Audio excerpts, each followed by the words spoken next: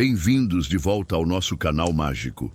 Hoje vamos mergulhar em uma das histórias mais fascinantes, sombrias e profundamente tocantes do universo de Harry Potter, a história completa das Relíquias da Morte. Preparem-se para uma jornada épica que vai muito além do que vocês imaginam. Uma saga que atravessa mais de 1000 anos de história mágica, desde as lendas ancestrais até os eventos que mudaram para sempre o destino do mundo que conhecemos e amamos. Antes de começarmos essa aventura extraordinária, se você ainda não faz parte da nossa família mágica, apertem aquele botão de inscrever-se. Estamos na meta histórica de 1000 inscritos e cada um de vocês faz toda a diferença nesta jornada. E me contem nos comentários, de qual cidade vocês estão assistindo? A história que compartilharei hoje não é apenas uma lenda contada em livros de contos. É uma saga épica de poder absoluto, morte inevitável, amor que transcende dimensões e sacrifícios que definiram gerações. Das mãos habilidosas dos misteriosos irmãos Peverell, até o confronto final entre Harry Potter e Voldemort, as Relíquias da Morte são o fio dourado que conecta mais de 1000 anos de história mágica. Uma narrativa que poucos conhecem completamente, mas que moldou o destino de todos nós. Nossa jornada épica começa há mais de 1000 anos, numa época em que a magia ainda pulsava selvagem pela terra e os limites entre vida e morte eram muito mais tênues. Era uma era de prodígios e terrores, onde o impossível acontecia diariamente e os bruxos moldavam a realidade com poderes que hoje consideraríamos divinos. Nesta época extraordinária, viveram 3 irmãos que se tornariam lendários: Antioch, Cadmus e Ignotus Peverell. Mas não se enganem, eles não eram bruxos comuns caminhando pelas estradas empoeiradas da Inglaterra medieval. Eram verdadeiros arquimagos, mestres de artes mágicas tão profundas e perigosas que hoje seriam consideradas não apenas impossíveis, mas absolutamente aterrorizantes para qualquer bruxo moderno. A lenda que conhecemos, imortalizada no conto dos 3 irmãos de Beedle, o bardo, nos transporta para uma noite sombria, onde esses 3 prodígios viajavam por uma estrada conhecida por suas tragédias. O caminho serpenteava através de terras amaldiçoadas, onde sussurros de viajantes perdidos ecoavam entre as árvores antigas e muitos que ousavam passar jamais retornavam para seus lares.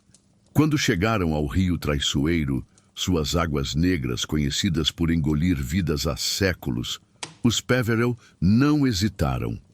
Com encantamentos que faziam a própria natureza se curvar à sua vontade, ergueram uma ponte mágica sobre as águas mortais.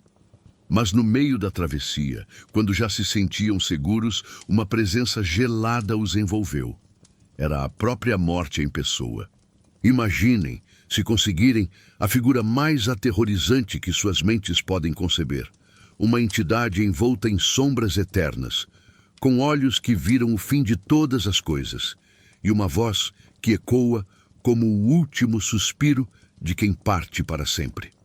A morte estava furiosa. Aquelas águas eram sua ferramenta de colheita há milênios, e os 3 irmãos haviam acabado de privá-la de 3 novas almas. Mas a morte era antiga e astuta. Em vez de atacar diretamente, fingiu admiração pela habilidade excepcional dos irmãos. Com um sorriso que gelava o sangue, ofereceu-lhes um presente cada um como recompensa por sua inteligência.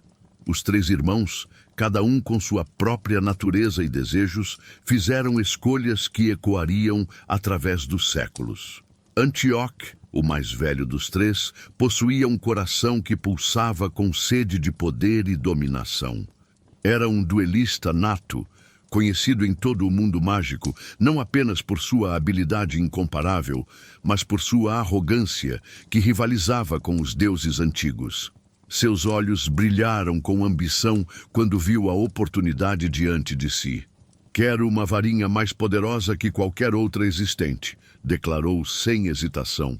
Uma varinha que torne seu portador invencível em qualquer duelo, capaz de derrotar qualquer oponente que ouse se opor a mim. A morte sorriu de forma sinistra. Ela sabia exatamente o que aquele presente traria. De um galho de sabugueiro ancestral que crescia às margens do rio, moldou a varinha anciã com suas próprias mãos espectrais.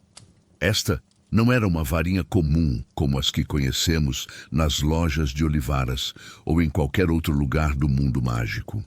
Feita de madeira de sabugueiro sagrado, uma árvore que, segundo as lendas, só floresce onde o sangue dos justos foi derramado, e com núcleo de fibra de cauda de testralhos, criaturas que só podem ser vistas por aqueles que presenciaram a morte de perto.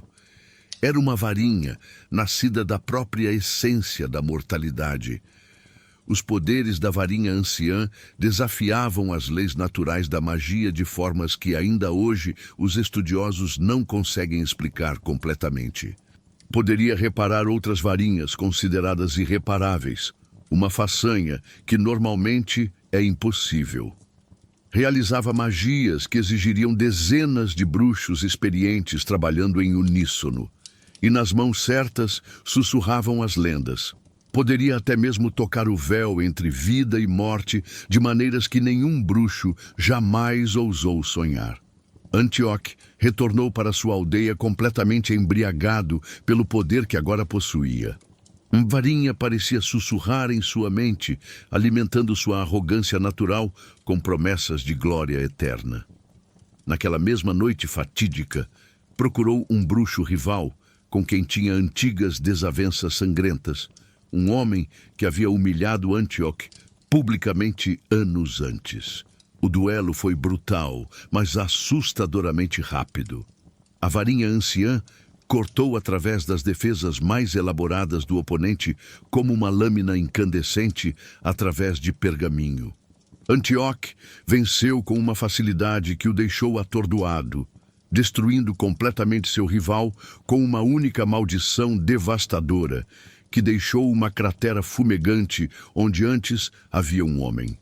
Naquela noite, enquanto dormia pesadamente, um bruxo invejoso e desesperadamente ambicioso se infiltrou silenciosamente em seu quarto. Com uma lâmina envenenada, cortou a garganta de Antioch e roubou a varinha que seria sua perdição. Assim, através de sua própria arrogância, a morte reclamou Antioch. Cadmus, o irmão do meio, possuía um coração completamente diferente. Onde Antioch buscava poder sobre outros, Cadmus buscava apenas reencontrar aqueles que havia perdido. Ele havia perdido recentemente a mulher que amava mais que a própria vida. Uma jovem bruxa de beleza indescritível chamada Elara, que morreu de uma doença misteriosa apenas 3 dias antes de seu casamento. Imaginem a dor que corroía Cadmus dia e noite. Ele podia ouvir o riso dela ecoando pelos corredores vazios de sua casa. Podia sentir o perfume dela nas roupas que ela nunca mais vestiria. Cada amanhecer era uma nova punhalada, lembrando-o de que ela não estaria lá para compartilhar mais um dia. Consumido por uma dor que parecia rasgar sua própria alma, Cadmus se dirigiu à morte com lágrimas correndo por seu rosto. Traga-a de volta para mim. Dê-me o poder de reunir-me com aqueles que partiram. Não consigo viver neste mundo sem ela. A morte, com seu sorriso cruel que havia enganado incontáveis almas através dos milênios, pegou uma pedra das profundezas do rio, uma pedra negra como a desesperança que havia sido polida pelas lágrimas de 1000 viúvos. Com magia mais antiga que as próprias estrelas, a transformou na pedra da ressurreição. Cadmus correu para casa com o coração disparando de esperança e desespero misturados. Sem conseguir esperar nem mais um segundo, girou a pedra 3 vezes em sua mão trêmula, sussurrando o nome de Elara como uma oração. E ela apareceu. Ela estava lá, sim, mas não como Cadmus lembrava. Era como se uma película fina e intransponível a separasse eternamente do mundo dos vivos. Seus olhos, que antes brilhavam com alegria, agora carregavam uma tristeza infinita. Sua pele, que antes irradiava calor, agora tinha a palidez da lua em noite de inverno. Quando Cadmus tentou tocá-la, suas mãos passaram através dela como se fosse névoa.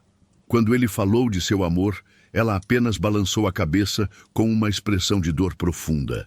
Elara estava sofrendo, arrancada à força do descanso eterno que merecia, forçada a existir entre dois mundos sem pertencer verdadeiramente a nenhum. "Por que me trouxe de volta?"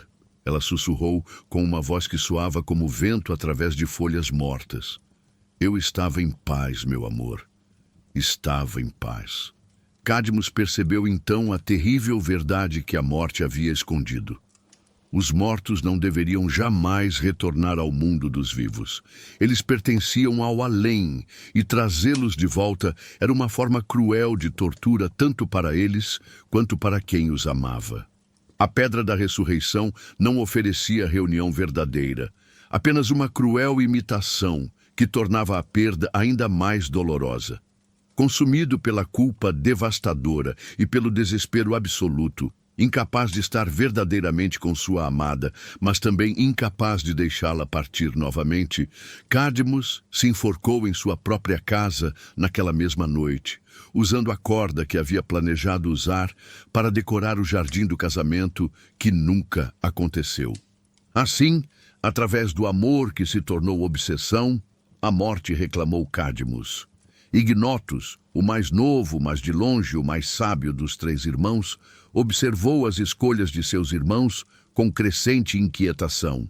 Ele possuía uma percepção aguçada que lhe permitia ver através das máscaras que as pessoas usavam e, desde o primeiro momento, desconfiou profundamente das verdadeiras intenções da morte. Quando chegou sua vez, Ignotus não pediu poder sobre outros, nem tentativas impossíveis de reverter o natural. Em vez disso, com a sabedoria que vem de compreender verdadeiramente a natureza das coisas, fez um pedido aparentemente simples, mas profundamente inteligente. "Quero algo que me permita partir deste lugar sem ser seguido, nem por você, nem por qualquer um que deseje me fazer mal." A morte hesitou pela primeira vez. Este pedido era diferente, mais prudente, mais difícil de transformar em maldição. Relutante, mas presa por sua palavra dada, ela retirou sua própria capa pessoal, um manto tecido com a escuridão do vazio entre as estrelas, e a entregou a Ignotus com ressentimento visível. A capa da invisibilidade não era como outras capas mágicas que existiam pelo mundo. Era um manto verdadeiramente impenetrável, que ocultava seu usuário não apenas da visão comum, mas de feitiços de detecção, de criaturas mágicas ancestrais e até mesmo dos sentidos sobrenaturais da própria morte. Era a invisibilidade em sua forma mais pura e absoluta. Ignotus viveu uma vida longa, próspera e principalmente feliz. Casou-se com uma bruxa maravilhosa que amou sua natureza gentil e sábia. Teve filhos que cresceram sob sua orientação amorosa, aprendendo não apenas magia, mas sabedoria sobre quando usá-la e quando abstém-se. Quando finalmente sentiu que sua hora natural havia chegado, não por doença ou violência, mas simplesmente porque havia vivido uma vida plena, passou a capa sagrada para seu filho mais velho, com instruções sobre seu uso responsável. Apenas então, como um velho amigo reencontrando outro após uma longa jornada, cumprimentou a morte como um igual e partiu voluntariamente com ela para o que quer que existisse além desta vida. Assim, através da sabedoria e humildade, Ignotus não apenas enganou a morte, ele a ensinou sobre o valor da vida bem vivida. Quando os três irmãos extraordinários morreram, suas criações impossíveis tomaram caminhos completamente diferentes através da torrente da história. Cada relíquia carregava não apenas poder mágico, mas também a essência e a personalidade de seu criador, destinando-as a influenciar o mundo de maneiras completamente distintas. A varinha anciã começou sua jornada sangrenta e implacável através dos séculos, passando violentamente de bruxo assassino para bruxo assassino numa cadeia interminável de morte e traição. Era como se a ambição de Antioch tivesse sido infundida na própria madeira, forçando-a a buscar sempre portadores que compartilhassem sua sede de poder e dominação. A Pedra da Ressurreição desapareceu misteriosamente após a morte trágica de Cadmus, carregando consigo a dor e o desespero que havia consumido seu criador. Ela ressurgiria séculos depois, transformada secretamente em um anel da família Gaunt, continuando a espalhar tristeza e obsessão por onde passava. A capa da invisibilidade, refletindo a sabedoria e benevolência de Ignotus, permaneceu protegida e honrada na família Peverell, sendo passada amorosamente de geração em geração como uma herança sagrada.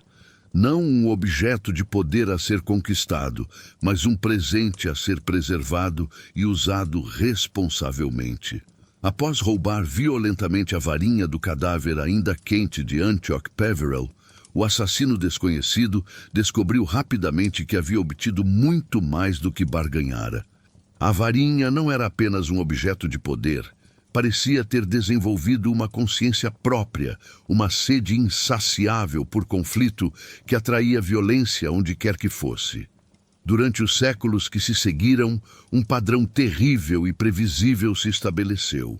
O portador da varinha ganharia poder inimaginável, mas esse mesmo poder inevitavelmente atrairia desafiantes cada vez mais desesperados e perigosos.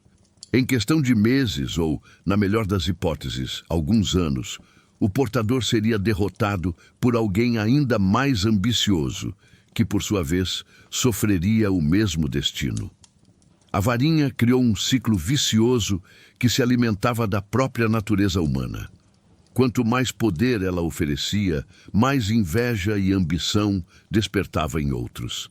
Era uma maldição disfarçada de bênção, um presente que sempre cobrava um preço final terrível. Um dos primeiros portadores oficialmente documentados pelos registros históricos foi um bruxo das trevas absolutamente aterrorizante, conhecido apenas como Loxias, que espalhou terror por toda a Europa mágica no início do século XIV. Sua história é contada em sussurros até hoje. Um conto de advertência sobre como o poder absoluto pode transformar até mesmo um bruxo talentoso num monstro inimaginável. Loxias não era malvado por natureza quando jovem. Registros fragmentários sugerem que começou como um bruxo idealista, alguém que genuinamente acreditava que poderia usar poder superior para criar um mundo melhor. Mas a varinha anciã foi como veneno em suas veias, amplificando gradualmente seus piores impulsos até que sua compaixão original se transformasse em crueldade sistemática. Com a varinha em suas mãos, Loxias construiu metodicamente um império de terror que se estendia das montanhas da Escócia às florestas da Alemanha. Ele não apenas subjugava comunidades mágicas através do medo, ele as reorganizava completamente de acordo com sua visão distorcida de perfeição. Famílias inteiras desapareciam durante a noite. Bruxos que questionavam suas decisões eram transformados em exemplos horríveis para outros. O que tornava Loxias particularmente aterrorizante não era apenas sua crueldade, mas sua inteligência. Ele desenvolveu sistemas elaborados de controle, redes de espionagem que se infiltravam em todas as comunidades sob seu domínio.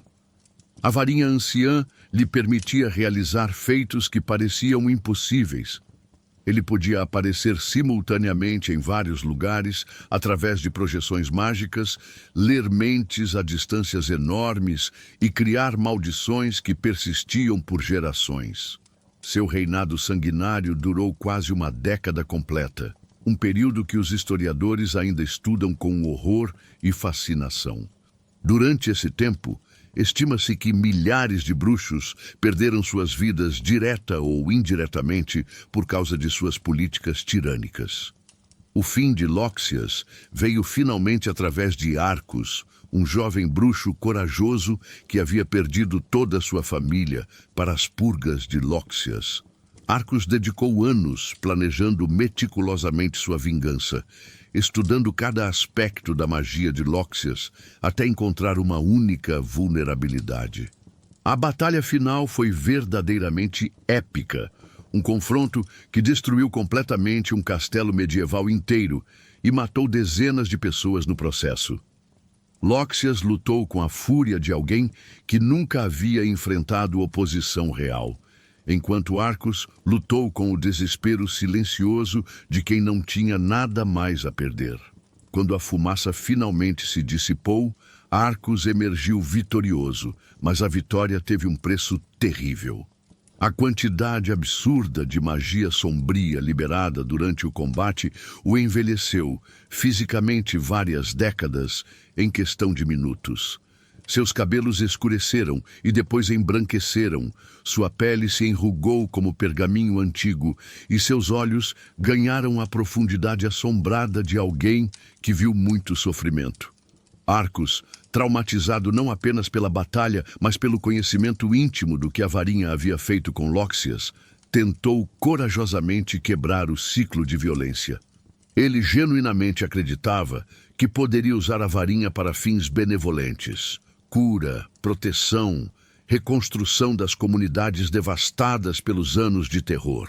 Mas descobriu rapidamente que a varinha anciã resistia ativamente a magias benevolentes.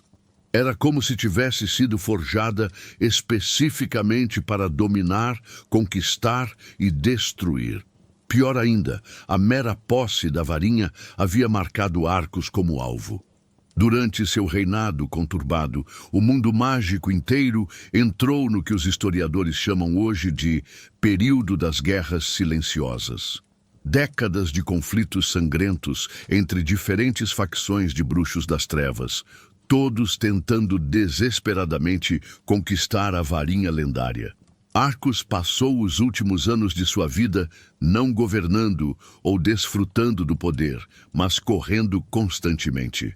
Ele desenvolveu paranoia justificada, sempre olhando nervosamente por sobre os ombros, sempre esperando o próximo assassino que inevitavelmente viria.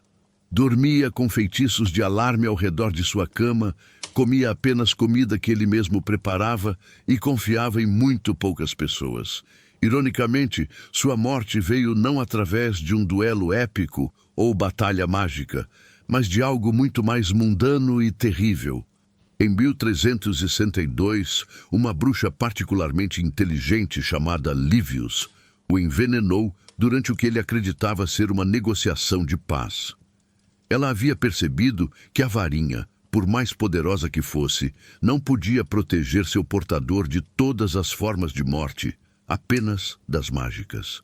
Os séculos que se seguiram viram a varinha lendária passar pelas mãos de alguns dos bruxos mais sombrios, cruéis e genuinamente perturbados de toda a história documentada. Cada um deixou sua marca indelével na história mágica mundial, e cada um contribuiu para a lenda crescente de maldição que cercava a varinha.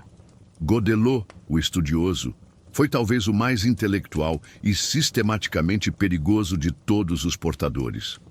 Diferente dos tiranos que vieram antes, Godelot não estava interessado em poder político ou dominação territorial.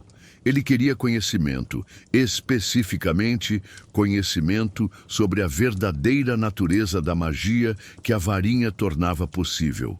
Durante seu tempo como portador, Godelot conduziu experimentos que hoje seriam considerados não apenas ilegais, mas fundamentalmente imorais. Ele testou sistematicamente os limites do poder da varinha, usando prisioneiros voluntários e involuntários como cobaias. Seus escritos, preservados em seu grimório sinistro, Segredos das Artes Mais Sombrias, revelam uma mente brilhante, mas completamente desconectada da compaixão humana. Godelot descobriu que a varinha podia realizar magias que normalmente exigiriam dezenas de bruxos experientes trabalhando em conjunto. Podia penetrar defesas consideradas absolutamente impenetráveis. Mais perturbador, ele documentou evidências de que a varinha possuía uma forma rudimentar de consciência. Parecia antecipar os desejos de seu portador e, ocasionalmente, sugerir ações que amplificariam conflito e violência. Ironicamente, a obsessão de Godelot com compreender a varinha levou à sua destruição. Seu próprio filho, Hereward, cresceu observando as transformações horríveis que o poder havia causado em seu pai. Quando Hereward atingiu a maioridade, tomou uma decisão terrível, mas compreensível. Trancou Godelot em seu próprio laboratório secreto e o deixou morrer lentamente de fome e sede. Hereward alegou publicamente que estava libertando o mundo de um monstro perigoso e provavelmente estava sendo sincero. Mas a verdade mais complexa era que ele também queria a varinha para si mesmo, acreditando que poderia resistir às tentações que haviam corrompido seu pai. Hereward, o culpado, durou apenas alguns meses patéticos como portador legítimo. A culpa devastadora de ter assassinado o próprio pai, mesmo que por razões compreensíveis, o consumiu completamente. Ele cometeu erros táticos básicos, perdeu o foco durante duelos e eventualmente foi derrotado com facilidade humilhante por Barnabas Deveril, um bruxo experiente que havia esperado pacientemente sua oportunidade. Deveril foi possivelmente o mais cruel, sádico e genuinamente psicopático de todos os portadores da varinha anciã em toda a história documentada. Ele carinhosamente a chamava de vara assassina e desenvolveu um relacionamento quase romântico com a violência que ela tornava possível. Durante seu reinado de terror no século XVII, Deveril assassinou pessoalmente centenas de pessoas, não em batalhas justas ou guerras com propósito, mas por puro prazer sádico. Ele desenvolveu técnicas de execução que eram obras de arte macabra, transformando o assassinato em performance teatral. Deveril criou técnicas de duelo completamente revolucionárias, que exploravam especificamente os poderes únicos da varinha. Podia lançar múltiplas maldições da morte simultaneamente contra vários oponentes, criar escudos mágicos que absorviam e redirecionavam feitiços inimigos de volta para seus lançadores, e realizar execuções públicas que se tornaram lendárias por sua crueldade criativa e originalidade sádica. O que tornava Deveril particularmente aterrorizante era sua inteligência fria e calculista. Ele não matava por raiva ou impulso. Cada assassinato era cuidadosamente planejado como uma lição ou entretenimento. Criou um anfiteatro mágico, onde forçava outros bruxos a duelar até a morte para sua diversão, transformando tragédia humana em espetáculo. Seu fim merecido veio finalmente em 1689, quando um grupo corajoso de aurores, liderado por Egbert, o Corajoso, conseguiu encurralá-lo após meses de planejamento meticuloso. Egbert havia perdido seu filho mais novo para uma das performances de Deveril e dedicou sua vida à vingança. A batalha final durou 3 dias inteiros, devastando uma área de várias milhas ao redor. Egbert não tentou desarmá-lo honoravelmente. Ele havia aprendido que honra não tinha lugar quando se tratava de deter um monstro como Deveril. Em vez disso, ele usou uma tática que se tornaria famosa. Atacou Deveril covardemente pelas costas enquanto ele estava distraído, torturando uma vítima inocente. Por séculos intermináveis, a varinha anciã passou violentamente de mão em mão. deixando sempre um rastro sangrento de morte e destruição. Cada portador acrescentava sua própria marca de horror à lenda crescente, mas todos eram fundamentalmente pequenos em escala. Tiranos locais, assassinos individuais, déspotas regionais.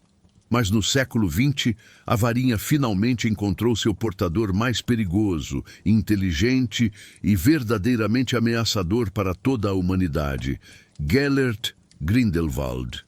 Grindelwald não era apenas magicamente poderoso. Ele possuía algo muito mais perigoso que poder bruto, visão. Era brilhante, carismático, profundamente convicto de suas crenças. E possuía uma ideologia clara e aparentemente lógica para o futuro de todo o mundo mágico e trouxa. Quando ele roubou habilmente a varinha anciã do famoso fabricante Gregorovitch em 1899, não foi por ambição de poder pessoal ou sede de violência como seus predecessores. Grindelwald tinha planos muito maiores, mais organizados e infinitamente mais perigosos para toda a humanidade. Ele queria remodelar completamente a ordem mundial. Com a varinha anciã finalmente em suas mãos talentosas, Grindelwald construiu sistematicamente não apenas um império, mas uma revolução ideológica como o mundo nunca havia visto.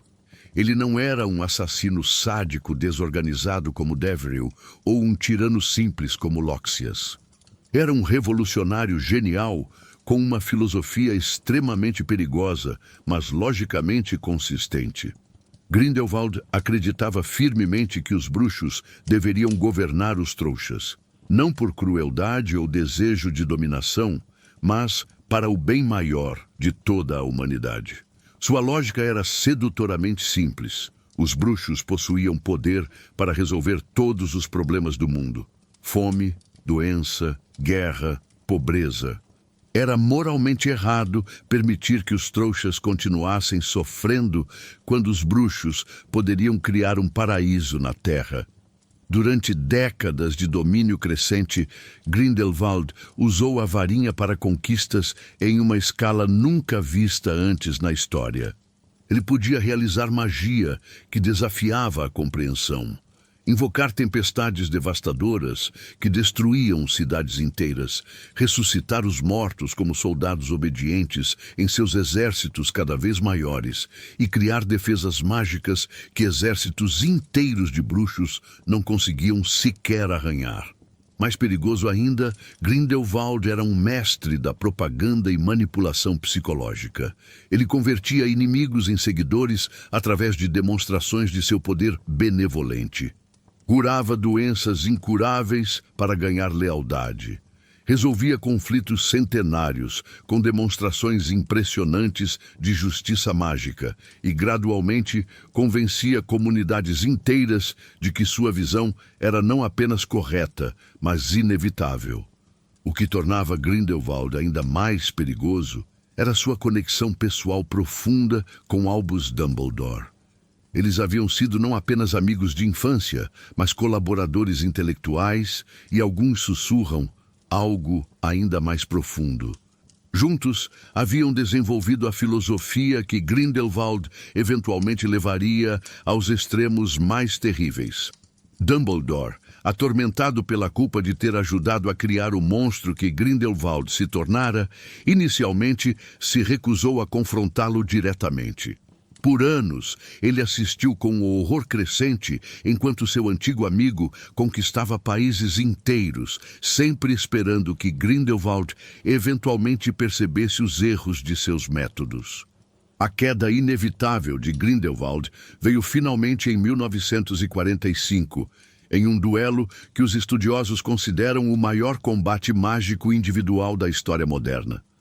Não foi apenas uma batalha entre dois bruxos excepcionalmente poderosos. Foi um confronto entre duas filosofias fundamentalmente diferentes sobre o papel da magia no mundo. O confronto final entre Dumbledore e Grindelwald durou várias horas e destruiu literalmente metade de uma cidade europeia. Testemunhas descreveram magias sendo lançadas em escalas que pareciam dobrar a própria realidade. O céu se partiu com relâmpagos de cores impossíveis. A terra tremeu como se o próprio mundo estivesse em agonia. E a própria atmosfera parecia gritar com o poder sendo liberado. Grindelwald lutou com a varinha anciã como uma extensão de sua própria vontade, realizando feitos que nenhum bruxo antes ou depois dele conseguiu replicar. Ele literalmente reescrevia as leis da física local, criava exércitos de soldados de sombra e invocava magias que alguns acreditam ter sido emprestadas de dimensões além da compreensão humana. Dumbledore, por sua vez, lutava sem a varinha mais poderosa do mundo, confiando apenas em sua própria habilidade excepcional e algo que Grindelwald havia perdido ao longo de sua jornada. A capacidade de lutar motivado pelo amor e proteção dos inocentes, não por poder ou ideologia. No final, Dumbledore prevaleceu. Não porque fosse magicamente superior, mas porque sua motivação era pura. Ele lutava para proteger, enquanto Grindelwald, apesar de suas racionalizações nobres, lutava para dominar. A diferença, por mais sutil que fosse, foi decisiva. Quando Grindelwald finalmente caiu, derrotado e exausto, diz a lenda que ele olhou nos olhos de Dumbledore e sussurrou: "Você sempre foi o melhor de nós dois, Albus." E do reconhecimento tardio de um homem que havia perdido sua humanidade na busca pelo que acreditava ser o bem maior. Após a morte trágica e prematura de Cadmus Peverell, a Pedra da Ressurreição desapareceu misteriosamente nas névoas da história, levando consigo os segredos sombrios de sua criação e os ecos da dor que havia consumido seu criador. Diferente da varinha anciã, que deixava um rastro óbvio e sangrento de violência por onde passava, a pedra era infinitamente mais sutil em seus métodos de destruição. A pedra possuía uma aura magnética que atraía irresistivelmente pessoas que haviam perdido entes queridos preciosos. Era como se ela pudesse sentir a dor do luto através de distâncias impossíveis, sussurrando promessas sedutoras de reunião para corações partidos. Invariavelmente, aqueles que sucumbiam à sua tentação eram levados à loucura completa, depressão profunda que consumia suas almas, ou ao suicídio como única fuga da tortura de ter seus entes queridos tão perto, mas eternamente fora de alcance. Durante séculos, a pedra passou por inúmeras mãos, sempre deixando destruição emocional em sua trilha. Famílias inteiras foram consumidas pela obsessão com os mortos. Impérios pequenos desmoronaram quando seus líderes se tornaram obcecados com conversar com ancestrais falecidos. A pedra não precisava de violência física. Ela destruía através da esperança cruel e da ilusão de possibilidade. A pedra eventualmente chegou às mãos da família Gaunt, descendentes diretos e orgulhosos de Salazar Sonserina, um dos 4 fundadores de Hogwarts.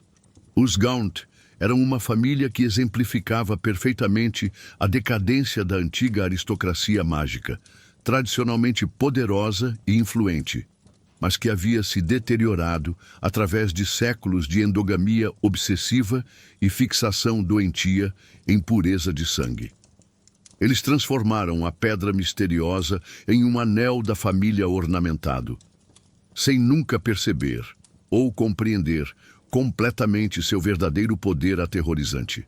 Para os Gaunt, o anel era simplesmente mais um símbolo de sua antiga grandeza, uma relíquia que conectava sua linhagem diretamente ao grande Salazar Sonserina.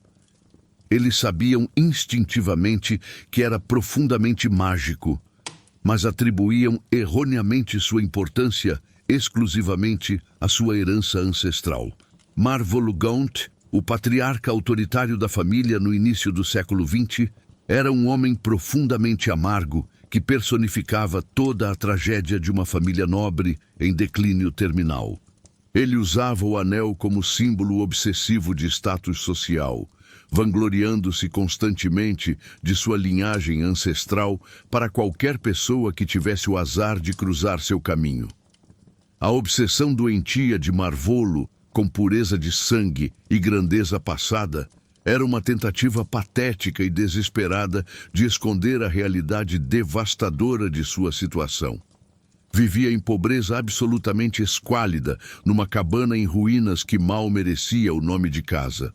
Suas roupas eram remendadas e sujas, sua comida era escassa e de qualidade questionável, mas ele se agarrava aos símbolos de grandeza passada como um náufrago se agarra a destroços.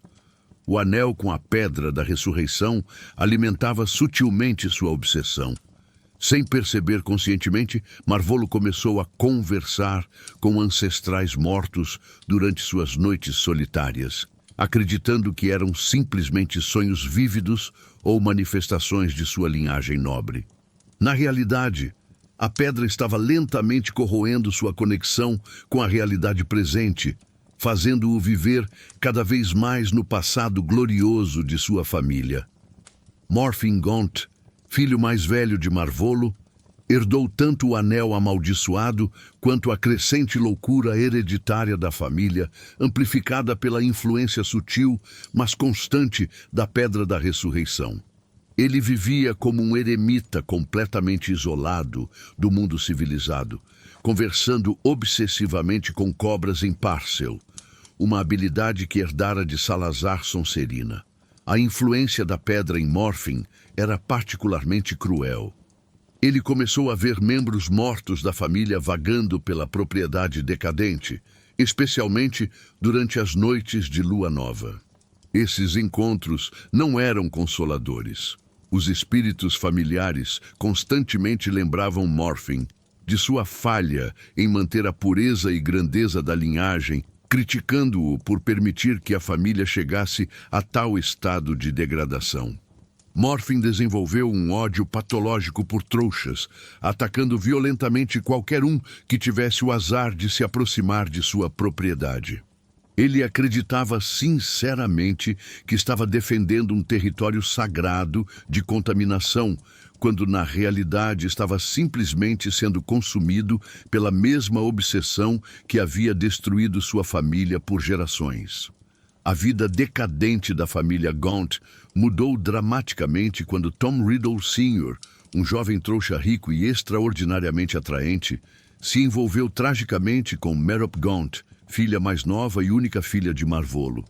Esta união representaria não apenas a destruição final da linhagem Gaunt, mas o nascimento do mago das trevas mais perigoso que o mundo já conhecera. Merop era uma jovem bruxa de habilidade considerável, mas completamente destruída por anos de abuso emocional e físico nas mãos de seu pai e irmão. Ela havia crescido acreditando que era feia, incompetente e indigna de amor, uma profecia autorrealizável que a isolava ainda mais do mundo exterior. Quando viu Tom Riddle Sr., pela primeira vez, um jovem cavalheiro elegante que representava tudo o que ela nunca poderia ter: beleza, riqueza, aceitação social, normalidade. Merop se apaixonou com a intensidade desesperada de alguém que nunca havia conhecido bondade genuína. Era um amor que nasceu da carência absoluta, não de afinidade real. Desesperada e consumida por uma paixão que sabia ser impossível, Merop tomou uma decisão que selaria o destino de inúmeras pessoas. Usou uma poção do amor extremamente poderosa para seduzir Tom Riddle Sr. e forçá-lo a se apaixonar por ela. Era magia das mais sombrias, não porque fosse tecnicamente malévola, mas porque violava completamente o livre-arbítrio de outro ser humano. O relacionamento forçado e artificial resultou no nascimento de Tom Marvolo Riddle, o futuro Lord Voldemort. Mas Merop, consumida pela culpa devastadora de ter baseado sua felicidade em uma mentira mágica, eventualmente não conseguiu mais suportar o peso de sua escolha. Em um momento de clareza moral terrível, ela parou de administrar a poção do amor ao marido. Tom Riddle, Sr., acordou de seu transe como se acordasse de um pesadelo. A realização de que havia passado meses vivendo uma vida que não era sua, casado com uma mulher que não amava, esperando um filho que não desejara conscientemente, foi traumática demais para suportar. Ele abandonou Merope imediatamente, incapaz de processar a realidade chocante de sua situação.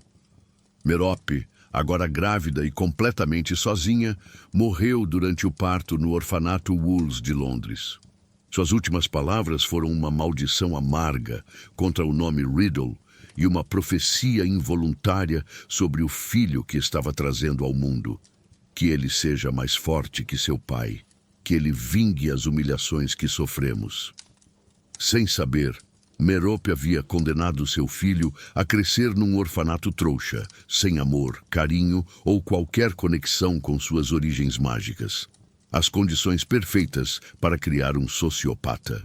Anos depois, o jovem Tom Riddle havia se tornado um adolescente excepcionalmente inteligente, charmoso na superfície, mas profundamente perturbado e perigoso por baixo.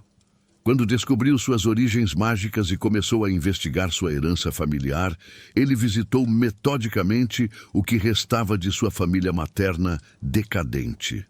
O que encontrou foi Morfin Gaunt, vivendo sozinho na miséria absoluta, ainda usando obsessivamente o anel ancestral sem compreender sua verdadeira natureza. Morfin era um homem quebrado, consumido por décadas de isolamento e loucura gradual, mas ainda possuía memórias fragmentárias da história familiar. Tom Riddle, demonstrando desde jovem a manipulação psicológica que o tornaria famoso, extraiu cuidadosamente de Morfin toda a história do anel e da família. Ele usou uma combinação de charme sobrenatural, legilimência sutil e manipulação emocional para fazer Morfin reviver e recontar as glórias passadas dos Gaunt. Naquela mesma noite fatídica, Tom Riddle executou um plano que havia amadurecido em sua mente durante meses de planejamento cuidadoso. Ele visitou a mansão Riddle e assassinou friamente seu pai trouxa e seus avós paternos, numa vingança calculada que era ao mesmo tempo pessoal e simbólica. Os assassinatos não foram cometidos por raiva impulsiva ou emoção descontrolada. Foram execuções precisas, realizadas com maldições que Riddle havia aprendido durante seus estudos secretos das artes das trevas. Cada morte foi planejada para enviar uma mensagem. Ele rejeitava completamente sua herança trouxa e abraçava inteiramente sua natureza mágica, por mais sombria que fosse. Usando magia avançada, que poucos bruxos de sua idade poderiam realizar, Riddle alterou completamente as memórias de Morfin, implantando falsas recordações que faziam o tio acreditar sinceramente ter cometido os assassinatos numa fúria homicida contra trouxas. Morfin foi preso e morreu miseravelmente em Azkaban, carregando a culpa por crimes que não havia cometido. Riddle roubou o anel sem saber que continha uma das 3 relíquias da morte mais poderosas. Para ele, era simplesmente um símbolo valioso de sua herança nobre e uma ferramenta perfeita para seus planos futuros mais sombrios. Anos depois, Riddle, agora se chamando orgulhosamente Lord Voldemort, transformou o anel em seu segundo Horcrux numa cerimônia absolutamente horrível que manchou para sempre tanto a pedra quanto sua própria alma. O processo foi particularmente sombrio, porque ele usou especificamente o assassinato brutal de seu pai como âncora emocional para dividir e fragmentar sua alma.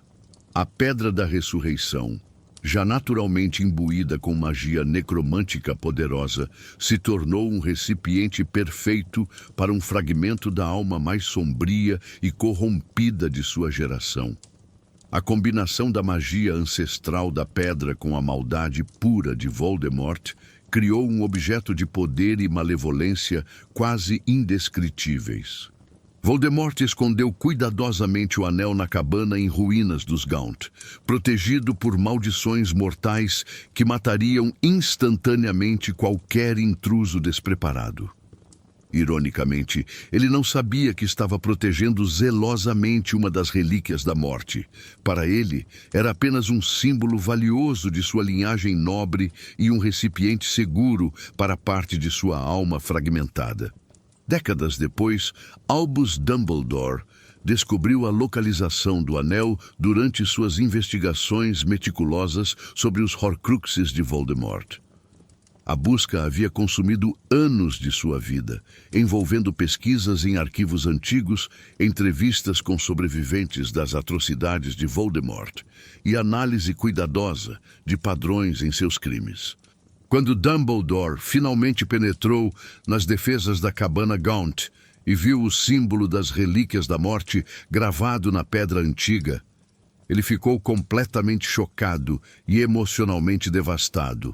O grande Albus Dumbledore, que havia passado toda a sua vida adulta estudando obsessivamente as lendas das relíquias, percebeu imediatamente o que tinha diante de si. O que aconteceu a seguir foi um dos momentos mais trágicos e humanizantes da vida do grande Albus Dumbledore. Dominado completamente pela emoção avassaladora, pela chance impossível de se reunir com sua amada irmã Ariana, morta décadas antes num duelo terrível entre ele, seu irmão Aberforth e Grindelwald, ele temporariamente esqueceu da cautela que sempre o caracterizara. Ariana havia morrido jovem, vítima de sua própria magia instável e do conflito entre aqueles que mais a amavam. Dumbledore carregava a culpa de sua morte há décadas, atormentado pela possibilidade de que seu próprio feitiço havia sido o responsável por tirar a vida dela. A chance de vê-la novamente, de pedir perdão, de explicar suas escolhas, era tentação demais para resistir.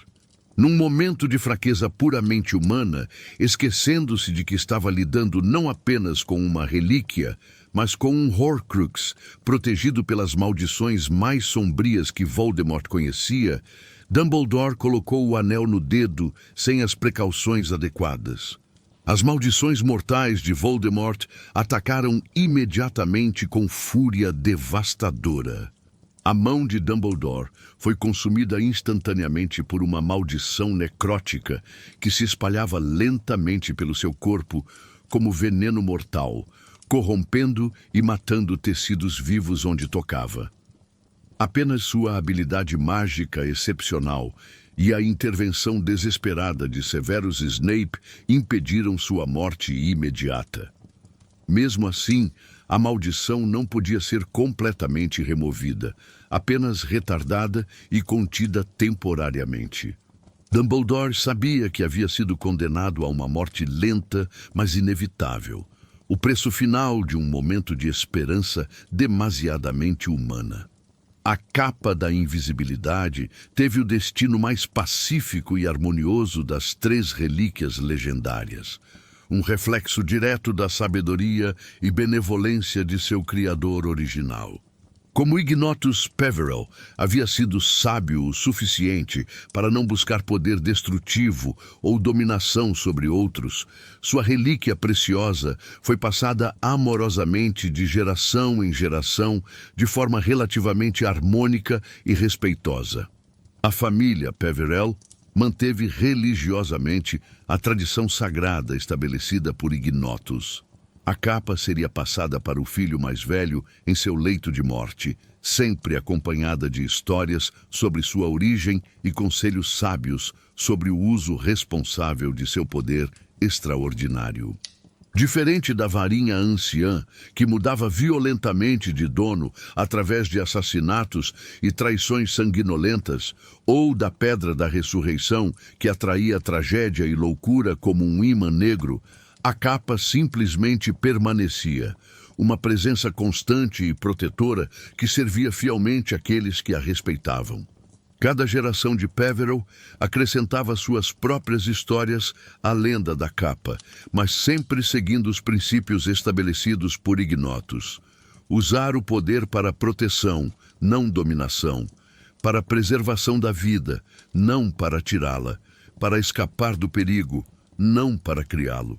Era uma filosofia simples, mas profundamente sábia, que manteve a capa livre das maldições que pareciam seguir as outras duas relíquias. Por volta do século XVIII, quando a linhagem direta dos Peverell estava se aproximando de sua extinção natural, ocorreu um evento que mudaria o destino da capa para sempre. Iolanthe Peverell, última descendente legítima da família, se apaixonou profundamente por Hardwin Potter, um jovem bruxo de uma família antiga e respeitada. Esta união histórica representou muito mais que um simples casamento por amor. Uniu duas das mais antigas e nobres famílias de bruxos da Grã-Bretanha, cada uma com suas próprias tradições honráveis e contribuições para o mundo mágico. Os Potter sempre foram conhecidos por sua integridade moral, coragem em face do perigo e tendência a lutar pelos oprimidos, qualidades que se alinhavam perfeitamente com os valores que haviam protegido a capa por séculos. Quando Iolanthe trouxe a capa da invisibilidade para a família Potter, ela encontrou não apenas um novo lar, mas uma família que instintivamente compreendia seu verdadeiro valor. Os Potter nunca tentaram usar a capa para ganhar influência política, acumular riqueza ou dominar outros bruxos. Em vez disso, eles a usavam de forma prática e altruísta, para a proteção de suas famílias durante tempos perigosos, para escapar de situações ameaçadoras ou simplesmente para a privacidade quando necessário. Ao longo dos séculos, os Potter desenvolveram suas próprias tradições em torno da capa, sempre honrando seus princípios originais.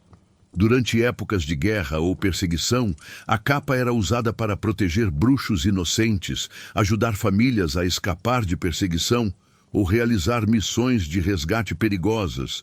Durante tempos de paz, era passada respeitosamente de pai para filho, sempre acompanhada das histórias familiares e lições sobre responsabilidade.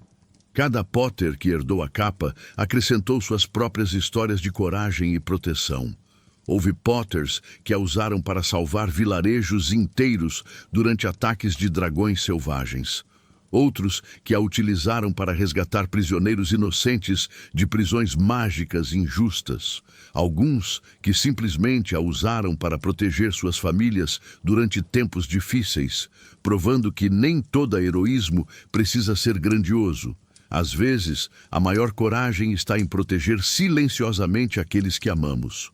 Durante a Primeira Guerra Bruxa, quando Voldemort estava no auge de seu poder e terror, James Potter usou a capa extensivamente como membro dedicado e corajoso da Ordem da Fênix.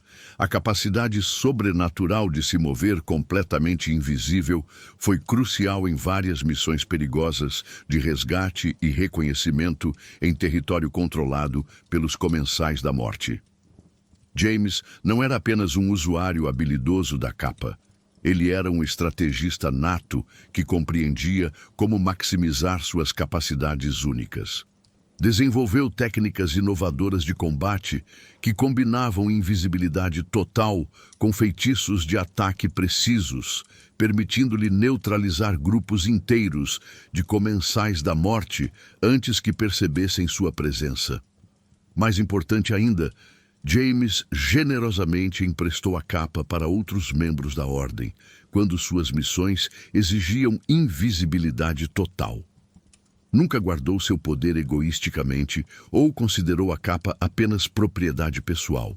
Para ele, era uma ferramenta a ser usada na luta contra a opressão e a injustiça, não um tesouro a ser protegido num cofre. Lily Evans Potter, apesar de ter nascido trouxa, desenvolveu uma compreensão intuitiva e profunda do verdadeiro valor da capa que impressionava até mesmo James. Ela percebia que o poder da capa não residia apenas em sua capacidade de ocultar, mas em sua capacidade de proteger aqueles que não podiam proteger a si mesmos. Durante seus anos como membro da Ordem, Lily usou a capa para missões humanitárias, que outros consideravam secundárias, mas que ela sabia serem essenciais. resgatar crianças órfãs de ataques dos comensais da morte, proteger famílias trouxas que haviam sido marcadas para extermínio e fornecer suprimentos médicos para comunidades mágicas isoladas que estavam sofrendo sob o regime de terror de Voldemort. A influência de Lily na tradição Potter foi sutil, mas profunda. Ela trouxe uma perspectiva externa que ajudou James a ver a capa não apenas como herança familiar, mas como responsabilidade moral. Juntos, eles planejaram como a capa eventualmente seria passada para Harry, sempre esperando que ele crescesse numa época de paz, onde seus poderes seriam usados para proteção, não guerra. Após a morte trágica de James e Lily, Albus Dumbledore assumiu a custódia responsável da capa da invisibilidade. Esta decisão não foi coincidência ou casualidade administrativa. Dumbledore havia passado décadas estudando intensivamente as lendas das Relíquias da Morte, e ele sabia exatamente o que a capa representava na grande tapeçaria do destino que estava se desenrolando. Durante os primeiros anos de Harry em Hogwarts, Dumbledore ocasionalmente usou a capa para suas próprias investigações secretas sobre Voldemort e os Horcruxes. A invisibilidade total era essencial para algumas de suas pesquisas mais perigosas, permitindo-lhe infiltrar-se em locais que teriam sido impossíveis de acessar de outra forma. Mas Dumbledore sempre planejou cuidadosamente devolver a capa ao seu legítimo herdeiro no momento apropriado. O presente de Natal anônimo no primeiro ano de Harry foi o primeiro passo cuidadosamente calculado no plano maior de Dumbledore para preparar o jovem Potter para seu destino extraordinário. Era tanto um presente de herança familiar quanto uma ferramenta essencial para as aventuras que Dumbledore sabia que Harry enfrentaria. A decisão de Dumbledore de devolver a capa a Harry em seu primeiro ano em Hogwarts foi estratégica e profundamente simbólica. Harry precisava redescobrir sua herança gradualmente, aprender a usar responsavelmente o poder extraordinário que havia herdado e desenvolver o caráter necessário para eventualmente resistir às tentações das outras relíquias. Durante seus anos em Hogwarts, Harry usou a capa para inúmeras aventuras noturnas, investigações perigosas e tentativas de proteger seus amigos. Cada uso ensinava-lhe lições valiosas sobre responsabilidade, sobre quando ocultar-se era sábio e quando era covarde, sobre a diferença entre usar poder para proteção versus usar poder para vantagem pessoal. Dumbledore observava cuidadosamente como Harry usava a capa. Satisfeito ao ver que o jovem Potter instintivamente seguia os mesmos princípios morais que haviam guiado sua família por séculos. Harry nunca usou a capa para prejudicar inocentes, para ganhar vantagens acadêmicas injustas ou para alimentar seu próprio ego. Em vez disso, ele a usava para investigar mistérios, proteger outros estudantes e enfrentar perigos que os adultos não queriam que ele enfrentasse. Harry Potter cresceu completamente ignorante de sua herança ancestral extraordinária e do papel que estava destinado a desempenhar na saga milenar das Relíquias da Morte. Para ele, a capa da invisibilidade era simplesmente um presente misterioso e útil que tornava suas aventuras em Hogwarts mais emocionantes e suas missões de proteção mais eficazes. Durante seus primeiros 6 anos em Hogwarts, Harry usou a capa centenas de vezes, sem perceber que estava carregando um dos objetos mais poderosos e lendários de todo o mundo mágico. Era irônico e profundamente tocante. O jovem que estava destinado a se tornar o mestre da morte usava casualmente uma das relíquias da morte para escapar de Filch nos corredores ou investigar mistérios escolares. Foi apenas no 7º ano, quando Xenophilius Lovegood lhe contou dramaticamente a lenda completa das Relíquias da Morte, que Harry finalmente percebeu a magnitude absoluta do que possuía. A revelação foi como um raio numa noite clara, repentina, cegante e completamente transformadora de sua compreensão sobre sua própria vida e destino. Quando Harry viu pela primeira vez o símbolo das relíquias da morte, o triângulo representando a capa, o círculo representando a pedra e a linha representando a varinha, foi como se peças de um quebra-cabeças que ele nem sabia que estava montando começassem a se encaixar. Ele havia visto esse símbolo antes, no livro de Beedle, o bardo, na carta de sua mãe, gravado em lápides antigas. A descoberta foi simultaneamente emocionante e aterrorizante. Harry percebeu que havia passado anos carregando casualmente um dos 3 objetos mais poderosos da história mágica, usando-o para coisas triviais como evitar Filch ou espionar conversas. Mais perturbador ainda, ele compreendeu que Voldemort possuía outra das relíquias, a Pedra da Ressurreição, escondida no anel Horcrux, que Dumbledore havia destruído a um custo terrível. Por um período extremamente perigoso, Harry ficou completamente obcecado com as relíquias da morte. A ideia sedutora de possuir os 3 objetos mais poderosos do mundo mágico consumia seus pensamentos dia e noite, transformando-se numa obsessão que ameaçava consumir sua própria humanidade. A lógica que dominava sua mente parecia irrefutável. Se ele pudesse reunir todas as 3 relíquias, seria verdadeiramente o Mestre da Morte como a lenda prometia. Poderia ressuscitar seus pais queridos e conversar com eles novamente. Poderia derrotar Voldemort com facilidade absoluta, usando poder que nem mesmo o Lorde das Trevas poderia igualar. Nunca mais perderia ninguém que amasse, porque teria poder sobre a própria morte.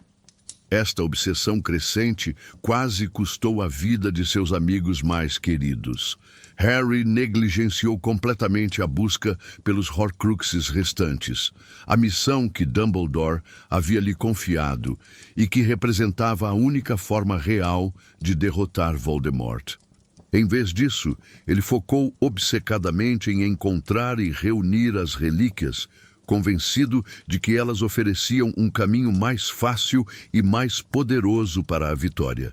Hermione Granger, sempre a voz da razão e da prudência, alertou-o repetidamente sobre o perigo mortal desta obsessão crescente.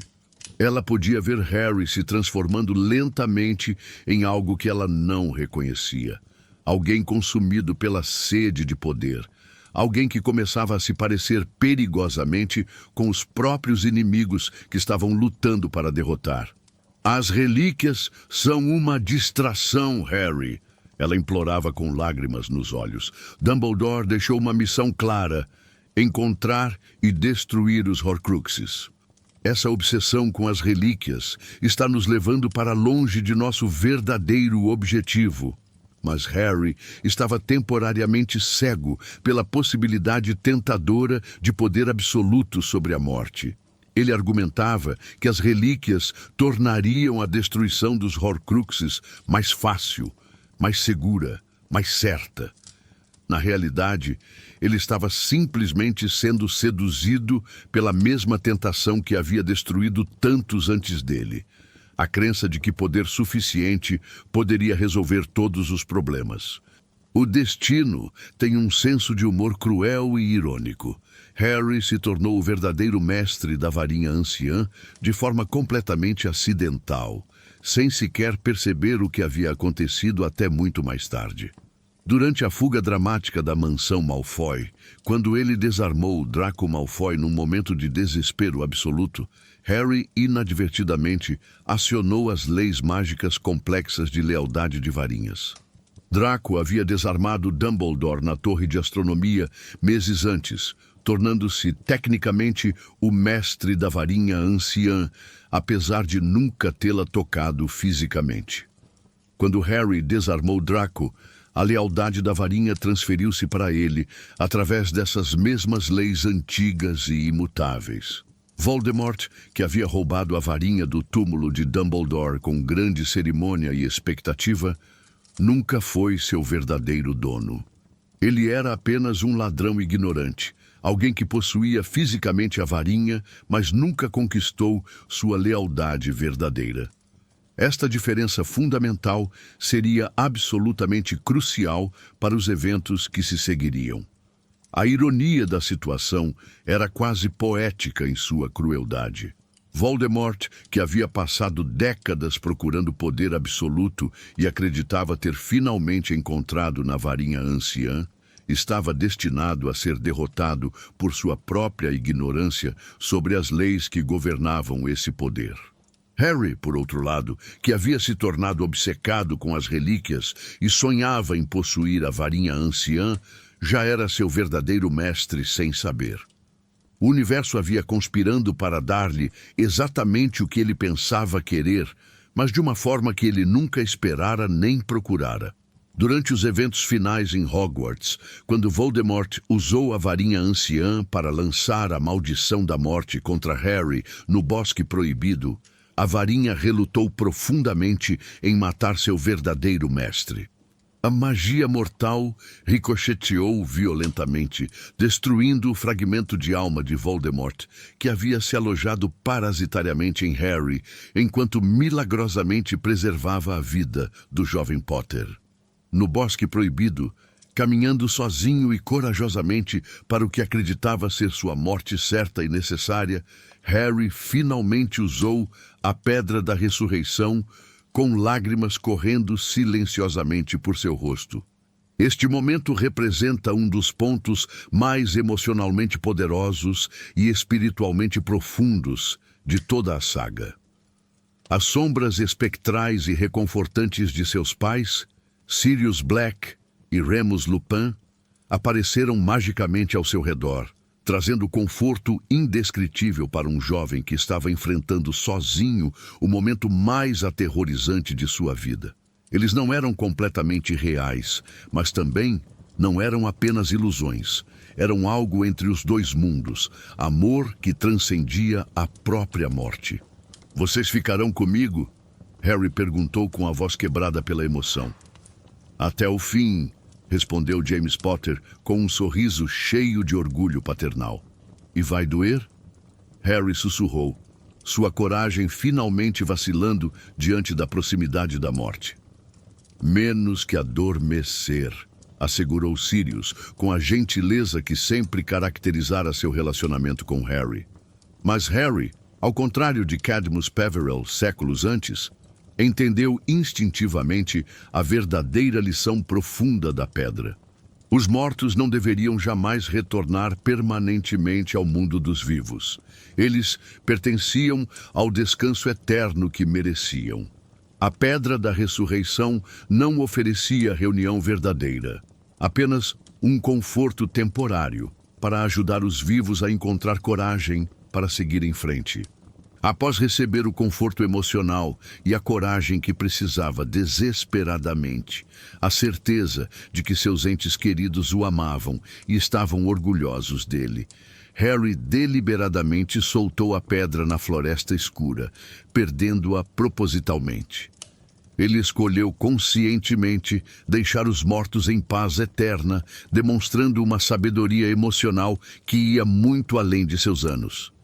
Este ato de renúncia voluntária foi talvez o momento mais maduro e espiritualmente elevado da vida de Harry.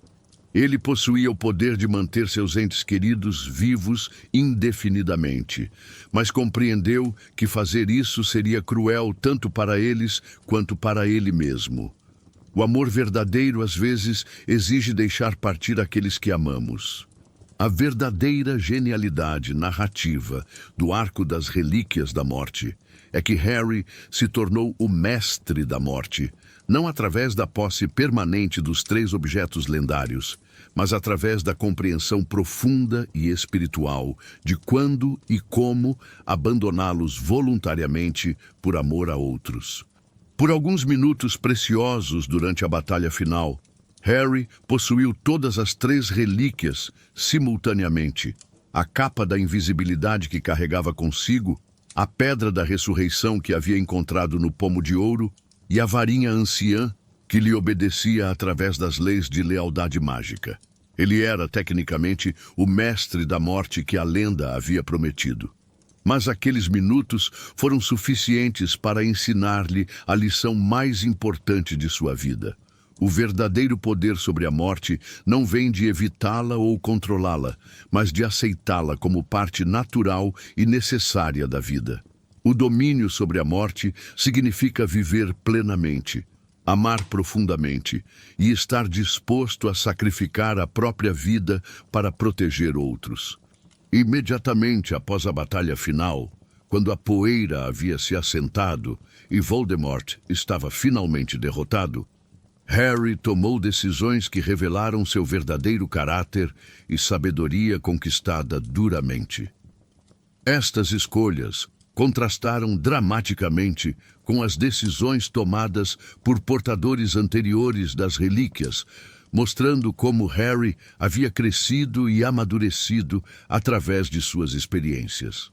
Ele quebrou deliberadamente a varinha anciã com sua própria varinha de azevinho e a devolveu respeitosamente ao túmulo de Dumbledore, garantindo que seu poder não pudesse mais tentar ou corromper futuros bruxos ambiciosos. Esta decisão exigiu uma força de vontade extraordinária. Ele estava voluntariamente destruindo o objeto mais poderoso do mundo mágico, algo que poucos bruxos na história teriam conseguido fazer. Deixou a Pedra da Ressurreição perdida para sempre nas profundezas da Floresta Proibida, garantindo que ninguém mais seria tentado por suas promessas cruéis de reunião com os mortos. Ele poderia tê-la procurado e recuperado facilmente, mas escolheu conscientemente deixá-la ir. Manteve apenas a capa da invisibilidade, que era legitimamente sua herança de família e havia sido usada por gerações para proteção, não dominação. Esta escolha honrava tanto sua linhagem ancestral quanto os valores que havia aprendido através de suas experiências. A saga épica das Relíquias da Morte é, em sua essência mais profunda, uma meditação extraordinariamente sofisticada sobre a natureza humana do poder e nossa relação complexa e inevitável com a mortalidade. Cada relíquia representa uma tentação diferente e profundamente humana de escapar ou controlar nossa própria finitude. Tentações que ecoam através de culturas e épocas, falando a medos e desejos universais. A varinha anciã oferece o poder sedutor de matar outros antes que eles nos matem, a ilusão reconfortante de segurança através da dominação absoluta.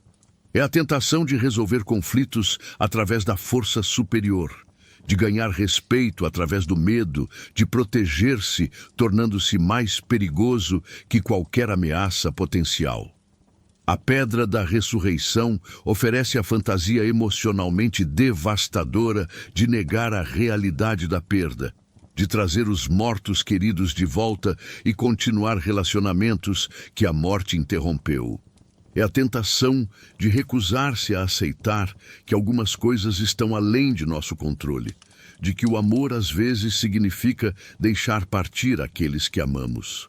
A capa da invisibilidade oferece a capacidade de se esconder não apenas de inimigos externos, mas da própria morte, evitando confrontação com nossa própria mortalidade através do ocultamento e fuga. É a tentação mais sutil, escapar das responsabilidades e consequências da vida através da invisibilidade literal e metafórica.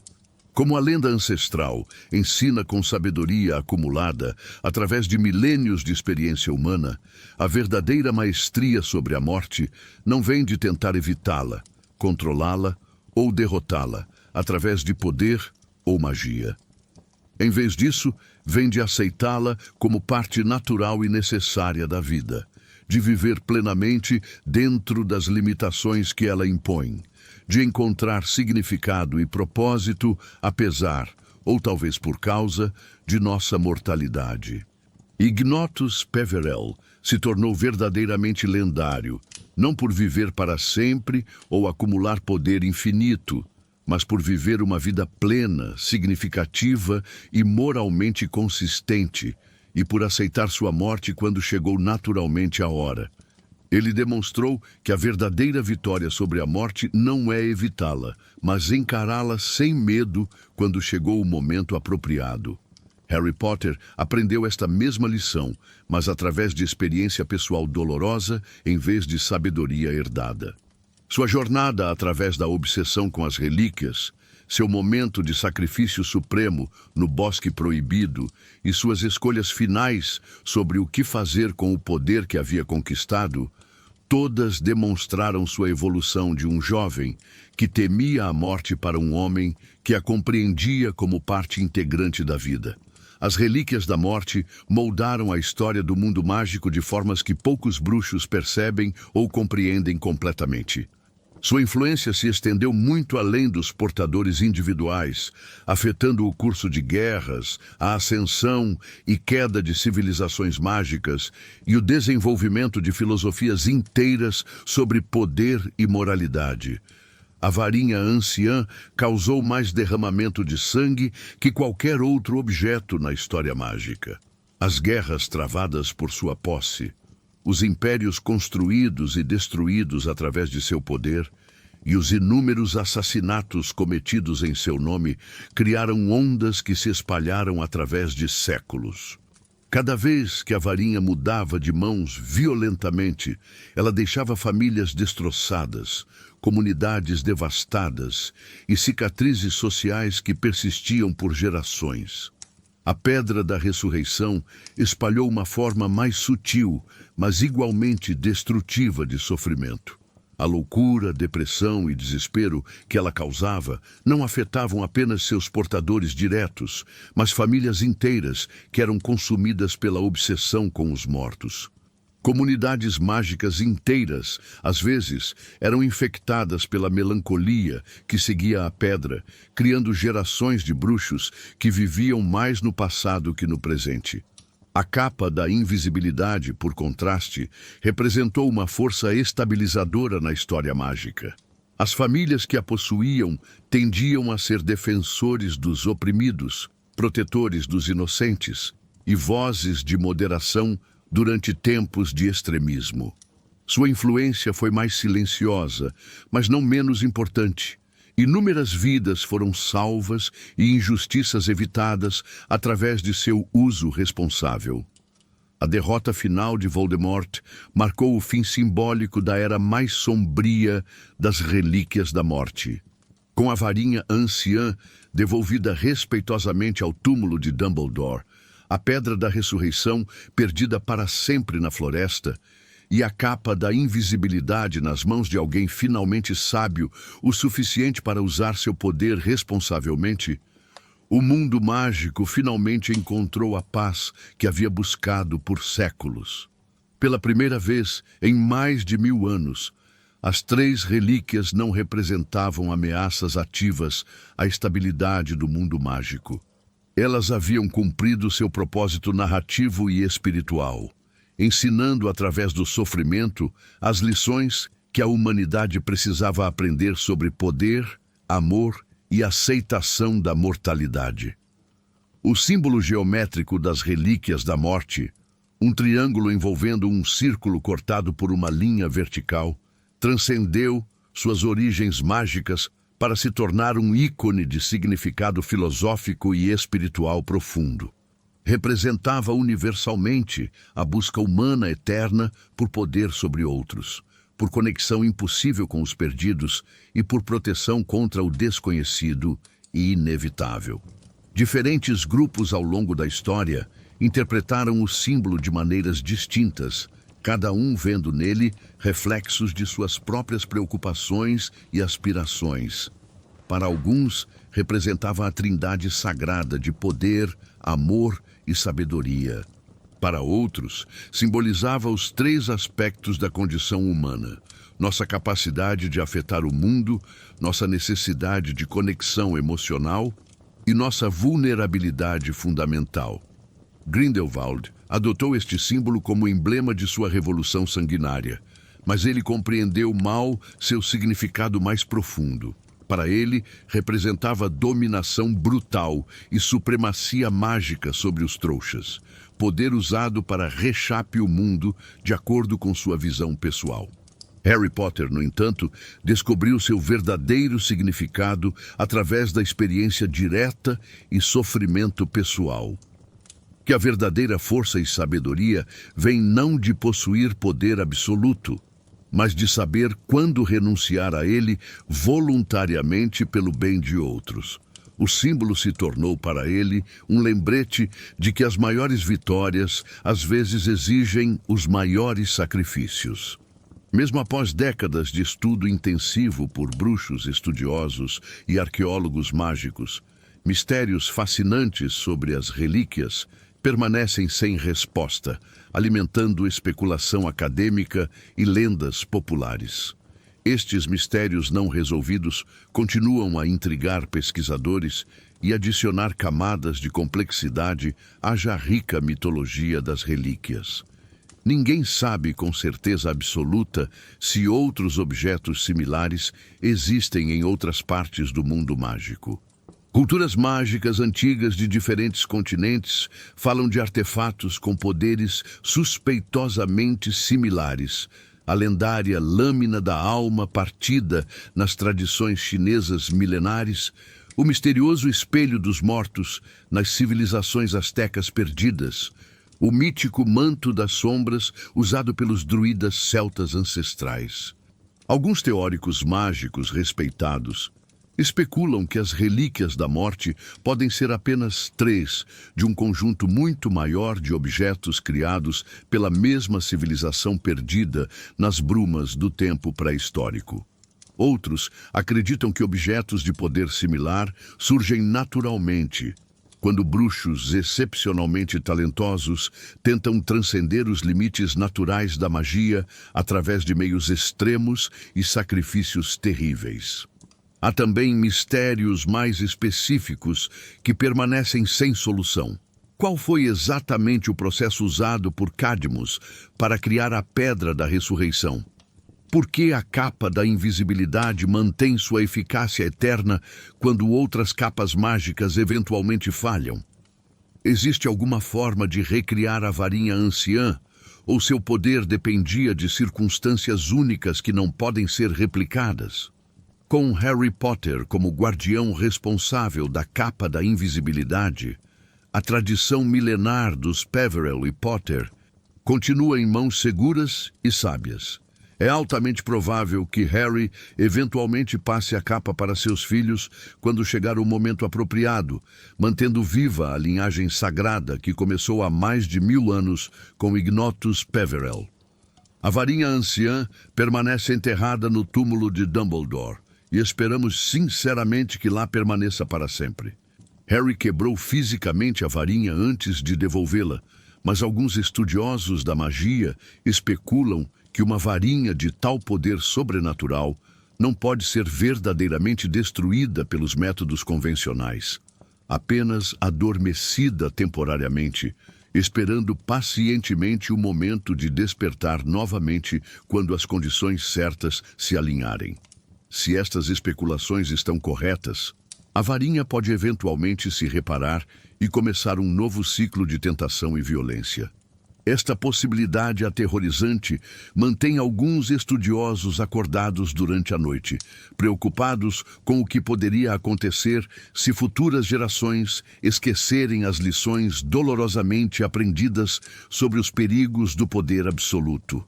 A Pedra da Ressurreição, perdida nas profundezas misteriosas da Floresta Proibida, representa talvez o maior mistério de todos. Ainda está lá, escondida entre as raízes antigas e protegida pelas criaturas mágicas que habitam aquelas terras sombrias. Foi encontrada por alguma criatura e corrompida ainda mais por seu poder necromântico? Ou simplesmente se dissolveu misticamente de volta nos elementos primordiais que a criaram, libertando finalmente o mundo de sua influência cruel? Alguns acreditam que a floresta em si rejeitará ativamente qualquer tentativa de encontrar a pedra, protegendo o mundo de sua redescoberta, através de magia ancestral que predê de Hogwarts. Outros especulam que a pedra eventualmente chamará outro coração partido para si, continuando seu ciclo de tentação e tragédia. E assim, queridos bruxos e trouxas, chegamos ao fim de nossa jornada épica e profundamente emocional através da história milenar das Relíquias da Morte. Esta saga extraordinária, que se estende desde os místicos e talentosos irmãos Peverell até Harry Potter, é muito mais que uma simples lenda sobre objetos mágicos poderosos. É uma meditação atemporal sobre a condição humana em toda a sua complexidade, nossa busca eterna por poder e controle, nosso medo universal da perda e da morte, nosso desejo profundo de proteger aqueles que amamos e nossa capacidade final de crescer, aprender e escolher sabedoria sobre poder, amor sobre dominação, sacrifício sobre egoísmo. As Relíquias da Morte nos ensinaram lições que ecoam através de culturas e épocas. O poder absoluto corrompe inevitavelmente. Os mortos devem descansar em paz eterna. A verdadeira proteção vem do amor e não do poder. E aceitar a morte é parte fundamental de aceitar plenamente a vida. Harry Potter se tornou verdadeiramente poderoso não quando possuía os objetos mais poderosos do mundo, mas quando teve sabedoria e coragem suficientes para renunciar a eles voluntariamente. Se vocês chegaram até aqui, meu mais profundo e sincero obrigado por acompanharem esta jornada extraordinária comigo. Espero que esta análise profunda tenha tocado seus corações da mesma forma que tocou o meu ao preparar este conteúdo. A história das Relíquias da Morte continua a me emocionar cada vez que a revisito, revelando novas camadas de significado e sabedoria. Não se esqueçam de deixar seu like carinhoso se este vídeo tocou vocês de alguma forma. Se inscrevam no canal se ainda não fazem parte da nossa família mágica e compartilhem com outros fãs apaixonados de Harry Potter que merecem conhecer esta história incrível.